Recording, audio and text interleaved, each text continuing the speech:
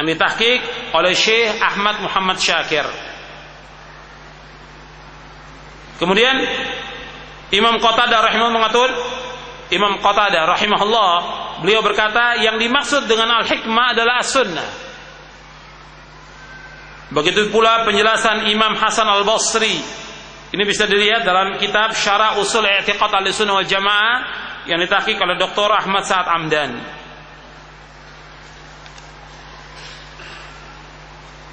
Antum lihat lagi di dalam ayat surah An-Nisa 59, ya ayyuhalladzina amanu athi'ullaha wa athi'ur rasula wa ulil amri minkum. Wahai orang beriman, taatilah Allah dan taatilah Rasulnya dan ulil amri di antara kamu. Al-Hafidz Ibnu Katsir berkata, taatilah Allah maksudnya ikutilah kitabnya. Taatilah Rasul Muhammad maksudnya berpegang teguh kepada sunnahnya. Antum bisa lihat dalam tafsir Ibnu Katsir. Syekhul Islam Ibnu Taimiyah rahimahullah berkata, banyak dari salafus saleh berkata bahwa al-hikmah adalah as-sunnah. Karena sungguhnya yang dibacakan di rumah istri-istri Nabi SAW radhiyallahu anhunna selain dari Al-Quran adalah as-sunnah. Nabi bersabda, ala inni utitul kitab wa mithlahu ma'ahu. Ketahuilah sungguhnya aku diberikan Alkitab dan yang seperti Alkitab bersamanya, yaitu as-sunnah. Ini disebutkan hadis ini sahih riwayat Ahmad dan Abu Daud. Kemudian Hasan bin Atiyah berkata, Al-Hasan bin Atiyah rahimahullah berkata, kana Jibril alaihissalam yanzilu ala Rasulullah sallam bis sunnah kama yanzilu bil Quran, yu'allimu iya kama yu'allimul Quran. Jibril alaihissalatu wassalam turun kepada Rasulullah dengan membawa as-sunnah sebagaimana dia turun kepada beliau dengan membawa Al-Quran, lalu mengajarkan kepada beliau sebagaimana dia mengajarkan Al-Quran. Dia menunjukkan bahwa as-sunnah ini merupakan wahyu. Athar ini sahih dari Imam Darimi, Abu Daud dalam Marasil, Al-Khatib Al-Baghdadi dalam kitabnya Al-Kifayah fi Ilmi Riwayah dan yang lainnya. Penjelasan Imam Al-Baghawi, kata Imam Al-Baghawi rahimahullah, maksudnya bahwa beliau diberikan wahyu selain dari yang dibacakan. Selain dari yang dibacakan maksudnya Al-Quran. Dan sunnah-sunnah yang tidak dicantumkan dalam Al-Quran seperti wahyu yang dibacakan Al-Quran yang diberikan kepada beliau. Allah berfirman, wa yu'allimuhumul kitaba wal hikmah, dan mengajarkan kepada mereka Alkitab dan Al-Hikmah. Alkitab adalah Al-Quran dan Al-Hikmah adalah As-Sunnah.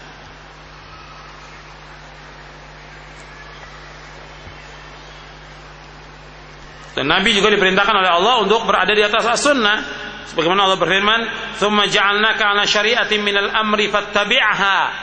Kemudian kami jadikan kaum Muhammad mengikuti syariat, aturan agama, maka ikutilah syariat itu. Al-Husain radhiyallahu anhu berkata, "Yani engkau berada di atas sunnah." Jadi sunnah ini merupakan syariat yang wajib kita ikuti. Sekarang yang ketiga. Jadi yang pertama tadi sudah saya sebutkan bahwa Rasulullah maksum tentang dalil hujjahnya as-sunnah. Yang kedua, as-sunnah sama dengan wahyu, yaitu as-sunnah terpelihara. Dan Allah menyebutkan Al-Quran dan as-sunnah. Yang ketiga, bahwa Rasulullah SAW diberikan hak dan wewenang untuk menjelaskan Al-Quran. Rasulullah diberikan hak oleh Allah Subhanahu wa taala untuk menjelaskan Al-Quran. Antum lihat ayatnya di surah An-Nahl ayat 44, di halaman 41. Wa anzalna ilaika dzikra litubayyana lin-nasi ma nuzzila ilaihim wa la'allahum yatafakkarun. Dan kami turunkan az-zikr, yaitu Al-Quran, kepadamu agar engkau menerangkan kepada manusia. Al-Hafidz Ibnu Katsir berkata, as-sunnah juga turun kepada beliau dengan wahyu sebagaimana Al-Quran, hanya saja ia tidak dibaca sebagaimana dibacaan Al-Quran. Imam Syafi'i rahimahullah dan selainnya berdalil dengan dalil yang banyak akan hal itu, tetapi di sini bukan tempatnya. Ini dalam tafsir Muqaddimah Tafsir Ibnu Katsir di juz yang pertama.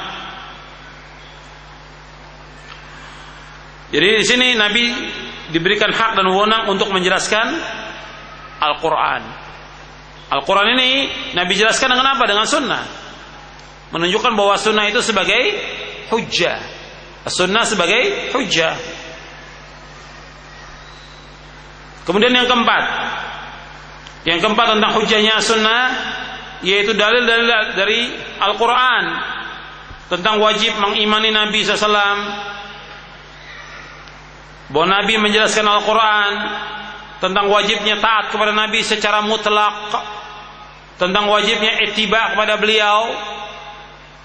Kemudian juga Allah telah memberi Nabi menyampaikan wahyu. Ini semua dalil Al-Quran yang menunjukkan tentang hujahnya sunnah. Dalilnya ada di buku ini. Antum bisa lihat dari mulai halaman 54 sampai halaman 60. Itu dalil semuanya. Ya, halaman 54 sampai halaman 60. Ini semuanya dalil. Dalil tentang apa? Tentang hujahnya sunnah. Saya akan bacakan beberapa ayat saja, tidak seluruhnya. Yang pertama ayatnya, kita melihat di halaman 54. Surah Al-Ahzab ayat 36. Wa ma kana lil mu'minin wala mu'minatin idza qadallahu wa rasuluhu amran ay yakuna lahumul khiyaratu min amrihim. Wa may ya'sillaha wa rasulahu faqad dhalla dhalalan mubina. Dan tidak pantas, tidak patut bagi laki-laki yang mukmin dan perempuan yang mukmin apabila Allah dan Rasulnya telah menetapkan satu ketetapan, tidak boleh bagi mereka memilih-milih bagi urusan mereka, tentang urusan mereka. Dan barang siapa yang durhaka kepada Rasulnya, maka sungguh ia telah sesat dengan kesesatan yang nyata. Di sini sebutkan kalau Allah dan Rasulnya sudah putuskan, Allah tetapkan dalam Al-Quran, Nabi tetapkan dalam sunnah. Kalau dibantah hukum yang jelas wajib, hukum itu wajib, dibantah oleh dia tidak suka, dia pilih yang lain, maka dia telah sesat. Jelas ini wajib. Umpamanya tentang jilbab wajib bagi wanita muslimah dengan sempurna, seluruh tubuhnya tertutup kecuali muka dan dua telapak tangan boleh terlihat. Nggak boleh dia pilih-pilih yang lain. Ketentuannya demikian wajib. Dan hadis Nabi menentukan demikian. Nggak boleh dia pilih-pilih. Yang sudah ditetapkan oleh Allah dan Rasulnya nggak boleh dia pilih. Begitu juga yang lainnya dari putusan-putusan Allah dan Rasulnya. Ini tentang dalil kehujahan as-sunnah. Kemudian selanjutnya, untuk melihat di halaman 55 Surah An-Nisa ayat 80. Man yuti'ir rasula faqad ata'a Allah wa man tawalla fama arsalnaka 'alaihim hafidha. Barang siapa yang taat kepada Rasul, maka sungguh dia telah mentaati Allah.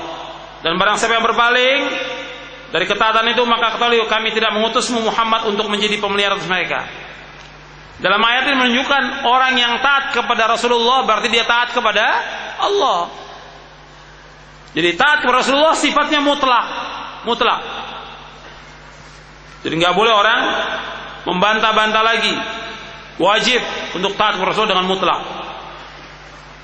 Kemudian ayat yang sering dibaca Surah An-Nisa ayat 59. Ya ayyuhalladzina amanu athi'ullaha wa athi'ur rasula wa ulil amri minkum fa in tanaza'tum fi syai'in farudduhu ila Allahi war rasul in kuntum tu'minuna billahi wal yawmil akhir dzalika khairun wa ahsanu ta'wila. Wahai orang-orang yang beriman, taatlah kepada Allah dan taatlah kepada Rasul Muhammad sallallahu alaihi wasallam dan taatlah dan kepada ulil amri. Ya, taat kepada Allah, taat kepada Rasul dan ulil amri di antara kamu. Kemudian jika kamu berbeda pendapat tentang sesuatu, maka kembalikanlah kepada Allah, yaitu kepada Al-Quran, dan kembalikan kepada Rasul, yaitu kepada sunnah. Jika kamu beriman kepada Allah dan hari kemudian, yang demikian itu lebih baik, lebih utama bagi kamu dan lebih baik akibatnya. Surah An-Nisa ayat 59. Di sini taat kepada Rasul sifatnya mutlak. Dan kalau kita ada berselisih tentang sesuatu, bukan kita mengatakan ini menurut pendapat kita masing-masing, tidak boleh.